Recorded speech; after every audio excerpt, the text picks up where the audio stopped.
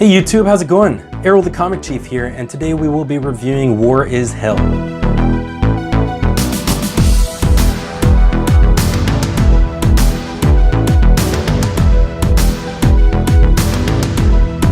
This one-shot was a fantastic break away from superheroes, supernatural stories, and very much of what I know in comics.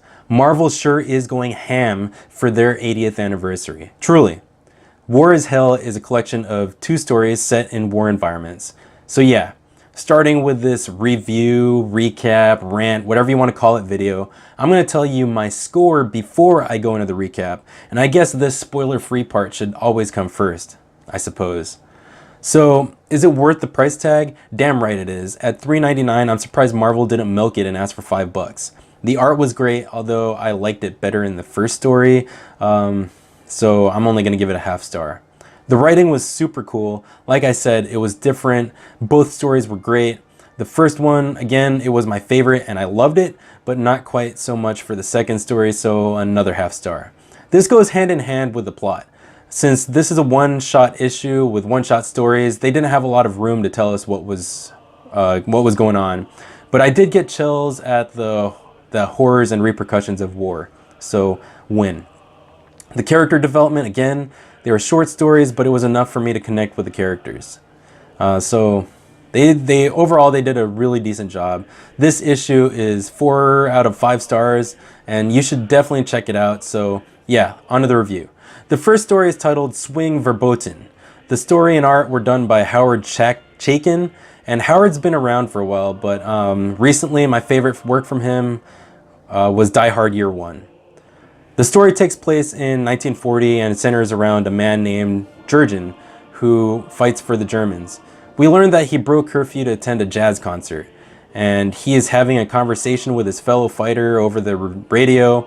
It's a casual conversation in a time of war, and while they are having that casual conversation and listening to jazz music, we find out that they were actually conducting bombing runs like it's normal business. War, right? So we fast forward to 1944, and he's having a conversation with his general. While they are still at war, he stresses the importance of jazz music and all-American swing to entertaining the troops and keeping morale high. The next page lets us know that it is June 6th, 1944, and for you history buffs, General Eisenhower just led the troops across the English Channel to begin liberating Europe. So it was D-Day. That was the day that over 425,000 Allies and German troops were killed, hurt, and missing, mass casualties. True war I can't imagine. So the next pages show Jurgen preparing for war, and my favorite writing in the story and the whole issue is when he tells his friend that he isn't fighting for Nazi Germany, he's fighting for Germany. So he's criticized for his love of jazz music, continues to listen to it and break Germans' laws in doing so, but he continues to fight for his country.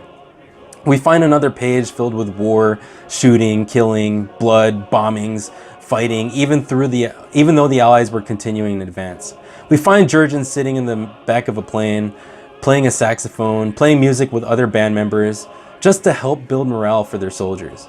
Then we move a little bit further in time to where he's flying once again, just as in the beginning, as he was in those 1940s bombing runs, but he's still discussing his love of jazz over the radio with his comrades. Although instead of bombing their enemy, they are attacked and shot down this time. He crashes onto a stage where we find out he was going to play a show for his troops and that he was shot down by one of their own fighter planes. And that's how the story ends. So, short 10 pages. What was the story about? It was about the importance of jazz music and culture during times of war. Even though soldiers fight for their country and for a war they may or may not truly believe in or win, they rely on music, movies, books, culturally important products such as comic books to keep them sane and ready to fight and live to fight another day. Alright, next story. So the next story is War Devil, written by Philip Kennedy Johnson, and the art was done by Alberto Albuquerque. This story takes place in Afghanistan, which I assume is not too long ago. And the narration is actually not too bad, but I didn't really connect with this story as I did with the first one. There are soldiers patrolling, guarding, watching TV, and sleeping. And we come across a man standing guard, and he's murdered by what the narration implies is the War Devil. Next, we find soldiers watching TV in a war-torn building in a war-torn country, and they are laughing, relaxing, and having a good time, and then all of a sudden they are murdered. The comic cuts to the men sleeping and soldiers approaching them using night vision. A child's holding a gun pointing at them. Then the soldiers checking the beds to find a murdered woman. And they are possessed by the war devil, and one of the bodies attacks a soldier with a machete.